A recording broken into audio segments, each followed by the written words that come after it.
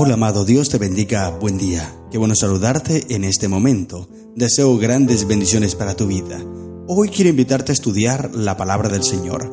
Nos corresponde leer el Salmo número 43, una plegaria pidiendo la vindicación y liberación. Algunos comentadores piensan que este salmo está unido, está ligado y pertenece al Salmo 42, es decir, estos dos salmos forman uno solo. Y lo dicen porque el sentido es igual, es similar. De hecho, el versículo 5 es igual, idéntico a dos versículos del Salmo 42, que son el versículo 5 y el versículo 11. Y este mensaje del Salmo 43, aunque es muy corto, solamente 5 versículos, sin embargo nos da un mensaje muy especial. Dice el versículo 1, Salmo 43, 1. Júzgame, oh Dios, y defiende mi causa. Líbrame de gente impía y del hombre engañoso e inicuo. Ahora dice el versículo 2, pues que tú eres el Dios de mi fortaleza. ¿Por qué me has desechado? ¿Por qué andaré enlutado por la opresión del enemigo? Una vez más el salmista vuelve a buscar al Señor. ¿Por qué está siendo perseguido? Porque está siendo angustiado por sus enemigos y él siente que Dios lo ha abandonado. Y sabes, querido hermano, esto es algo que nosotros lo tendemos a pensar. Hay momentos críticos, hay momentos difíciles, momentos de angustia, momentos de desesperación donde no vemos ninguna salida, donde no vemos ninguna solución, ninguna escapatoria. Y algunos pensamos que Dios nos ha abandonado, porque oramos, clamamos a Dios, le pedimos, pero sentimos como que no hay respuesta. Y muchos tienden a pensar, es que mi oración no sube, no pasa del techo, es que me falta más fe, es que de pronto Dios no me está escuchando, algo me falta, y se empiezan a formar dudas en la mente. Pero debemos entender que Dios está pendiente de cada uno de nosotros. Esto es algo importantísimo. Debemos entender que Dios siempre está cercano, querido amigo. Dios está cercano a ti, querido hermano. Dios está cercano a ti. Conoce tu problema, conoce tus luchas, conoce tus pruebas, conoce tu vida y te puede ayudar. Pero tú no debes desesperarte, no debes angustiarte, ni pensar que Dios se ha alejado, ni pensar que Dios está distante de ti. Al contrario, Él está cerca, Él te ama y Él quiere defenderte siempre, pero confía en su brazo poderoso, porque Él es tu protector. Esto era lo que estaba diciendo el salmista. Señor, te has alejado. Sin embargo, termina el salmo de una forma maravillosa. Y como lo he dicho, esta es una tendencia en el salmista, es algo que él acostumbra a hacer. Él inicia su canto, inicia su salmo, aparentemente quejándose en algunos, en otros aparentemente mostrando como una pequeña duda, que se siente solo, que se siente abandonado, pero termina su canto, termina su salmo alabando a Dios porque está ahí con Él. Esto es lo que pasa con nosotros también, la tendencia que hay en nuestras mentes. Está mostrando el diario vivir del ser humano. Nosotros desconfiamos de Dios, tenemos dudas, tenemos incertidumbres. Sin embargo, no debemos dejarnos abrumar por todas esas cosas. Y eso no debe arrebatar de nuestra mente la fe. Debemos siempre conservar la fe. Y me llama mucho la atención Lucas capítulo 5. En el capítulo 5 de Lucas aparece la pesca milagrosa. El apóstol Pedro le da una respuesta poderosa a Jesús. Cuando Jesús les dice, la Biblia menciona que toda la noche habían estado pescando y los pescadores, dice, habían descendido de sus barcas y estaban lavando las redes. Cuando Jesús termina de predicar a la multitud, le dice a Pedro, boga mar adentro y echa tu red para pescar. Inmediatamente Pedro respondió como todo ser humano, generando la duda, porque él había estado pescando toda la noche y le dice, Señor, mira, toda la noche he estado pescando y nada he conseguido. Pedro le expresó la realidad a Jesús, le dijo lo que estaba pasando. Señor, toda la noche pesqué, el mejor horario de pesca es en las noches. y ahora tú me dices que vaya a pescar en ese mismo lugar donde toda la noche estuve pescando, donde fracasé, pero ahora que lo haga de día, es imposible, Señor, voy a fracasar. Él estaba expresando su parte humana. Pedro le estaba diciendo, Señor, como humano, yo creo que no va a estar bien. La Biblia no lo menciona, pero podemos llegar a pensar eso. Podemos darnos el trabajo de ir un poquito más allá de lo que dice la Biblia. Y Pedro le dice, Señor, toda la noche he estado pescando. Sin embargo, mira que Pedro termina su frase de una forma poderosa. Tú puedes leer eso allí en Lucas capítulo 5. Pedro le dice, sin embargo, en tu palabra echaré la red. Amén. ¡Qué linda confianza! Él primero expresa su parte humana. Señor, tengo dudas. Yo no sé. Yo siento que no me va a ir bien. Ya fracasé.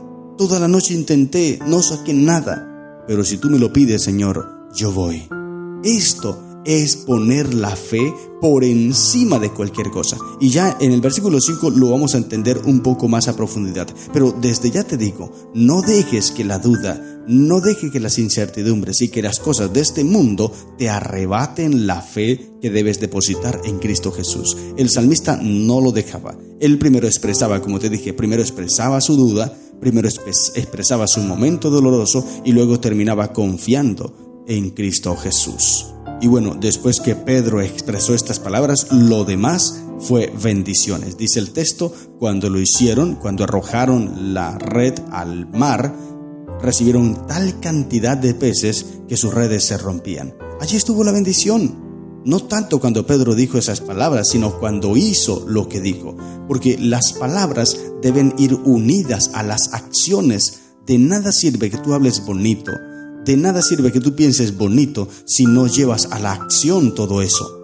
El poder está cuando tú y yo actuamos. Jesús dijo, ejemplos os he dado para que como yo hago, vosotros también hagáis. El poder está en la acción, una vida práctica, querido hermano. Y el salmista David lo tenía. Él hablaba y actuaba. Ahora, el versículo 3 dice el texto, Salmo 43:3, envía tu luz y tu verdad. Estas me guiarán, me conducirán a tu santo monte y a tus moradas. Y este salmo probablemente se compuso después que David había conquistado Jerusalén. Por tal motivo, este monte santo del cual habla aquí se refiere al monte de Sión. Segundo de Crónicas 1, 3 y 4 dice que el arca del pacto estaba en Jerusalén. Dice segunda de Crónicas 1, 3 y 4. Después Salomón fue con toda esta asamblea al lugar alto que había en Gabaón, pues allí estaba el tabernáculo de reunión de Dios que Moisés, siervo de Jehová, había hecho en el desierto. Pero David había traído el arca de Dios de Kiriath Jearim al lugar que él había preparado, porque le había levantado una tienda en Jerusalén. Por tal motivo, el arca permanecía en Jerusalén en una tienda que David le había levantado. Sin embargo, el tabernáculo estaba en Gabaón. Primero de Crónicas 16:39 dice, asimismo al sacerdote Sadoc y a los sacerdotes, sus hermanos, delante del tabernáculo de Jehová, en el lugar alto que estaba en Gabaón. Interesante. Por tal motivo, David aquí se está refiriendo en el santo monte al monte de Sión. Era el monte más representativo que tenía la ciudad de Jerusalén. Por eso se conocía a esta ciudad como la ciudad de Sión. Ahora el salmista dice, me conducirán a tu santo monte. Así era conocido, la santa ciudad, la Jerusalén. Ahora el versículo 4 sigue diciendo el salmista, entraré al altar de Dios, al Dios de mi alegría y de mi gozo, y te alabaré con arpa, oh Dios, Dios mío, te alabaré con arpa. Las palabras a veces se quedan cortas para expresar lo que sentimos. Y cuando las palabras quedan cortas y no se puede expresar el sentimiento, el gozo que se siente, entonces la música supera los límites del lenguaje. La música expresa lo que las palabras tal vez no pueden expresar. Y esto era lo que hacía el salmista. Él tocaba su arpa y con esto expresaba a Dios la alegría grande que sus palabras no podían hacer. Interesante, este era el gozo que sentía el salmista David, esa relación tan íntima, tan perfecta que él tenía con Dios, que sí cometía errores, y ya hemos leído varios errores que cometía el salmista David. Sin embargo, él no se desligaba de Dios. Y esto es lo importante, permanecer cerca de Cristo, permanecer aferrado a Cristo, aunque resbalemos, aunque deslicemos, sin embargo, no alejarnos de su presencia. Y termina el Salmo con esa expresión o con esa frase o con ese versículo lindo que ya leímos en el Salmo 42, versículos 5 y 11. Ahora se repite aquí en el versículo 5 del Salmo 43. Dice: ¿por qué te abates, oh alma mía? ¿Y por qué te turbas dentro de mí? Espera en Dios, porque aún he de alabarle, salvación mía y Dios mío. Amén. Y en este versículo, querido hermano, en esta expresión, en esta frase, en este argumento o en este texto, en esta parte del versículo que menciona aquí el salmista, se resume toda la experiencia del cristiano, toda, porque se presenta el problema del sufrimiento, la seguridad del socorro también y la confianza en la victoria final mediante la fe. Y es que la fe es aquella que nos puede dar la victoria. La primera carta de Juan, capítulo 5, versículo 4, dice el texto: porque todo lo que es nacido de Dios vence al mundo. Nótese bien, cuando nacemos de Dios, dice, vencemos al mundo. Y sigue diciendo primera de Juan 5, 4, y esta es la victoria que ha vencido al mundo. ¿Cuál es esa victoria? Nuestra fe. ¿A qué se está refiriendo el apóstol Juan cuando habla de nuestra fe? ¿Será esa fe insignificante de nosotros? Mira, el versículo 5 lo expresa más. ¿Quién es el que vence al mundo sino el que cree que Jesús es el Hijo de Dios? Así que la fe que nos salva a nosotros no es nuestra propia fe, sino es la fe de Cristo Jesús. Aceptar a Cristo Jesús, someternos a Cristo Jesús, confiar en Cristo Jesús, cambiar, transformar nuestra vida de acuerdo a lo que Cristo nos diga. No es simplemente decir: yo tengo fe, yo sé que Dios existe.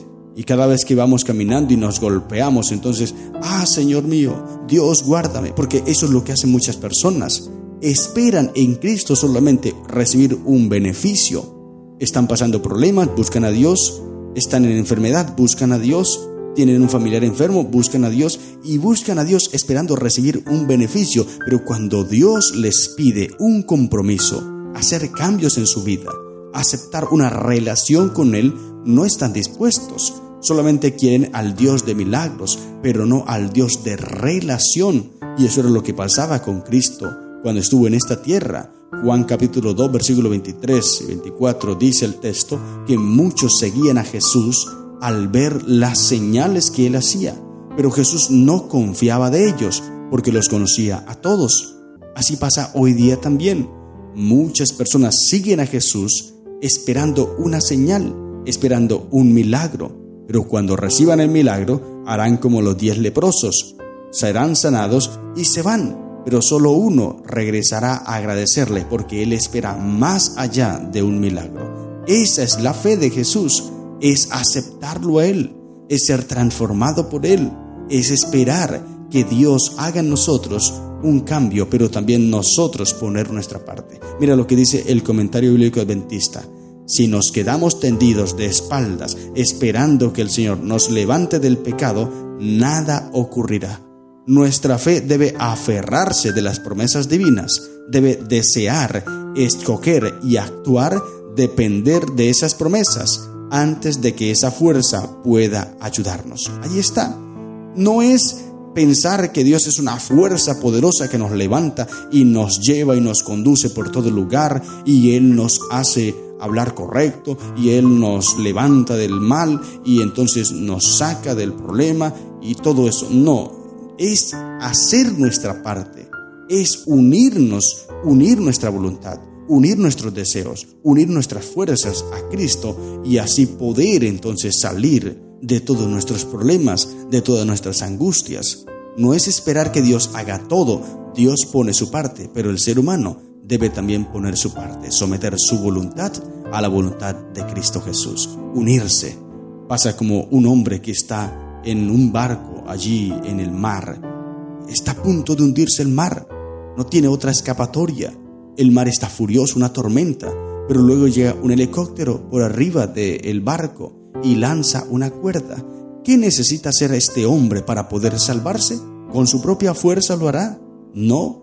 Por más que intente solucionar el problema, no lo va a lograr. En algún momento el barco se va a hundir y él se ahogará. ¿Qué necesita hacer entonces para salvarse? Sujetarse, utilizar su fuerza, toda la resistencia que tenga para aferrarse de la cuerda, y así podrá salvarse. ¿Quién lo salvó entonces finalmente? La cuerda, pero la cuerda por sí sola no pudo hacer nada si él no se aferra de esa cuerda. Así es la fe de Jesús, querido hermano. Allí está Jesús, pero Él no puede hacer nada por ti si tú no te sometes a Él, si tú no te aferras de Él, si tú no sometes tu voluntad y todo lo que tú eres a Cristo Jesús y actúas por Cristo Jesús. Cuando lo hagas, entonces dice el texto que esperarás en Dios, porque aún has de alabarlo, salvación tuya y el Dios tuyo. Ese es Jehová, ese es nuestro Dios.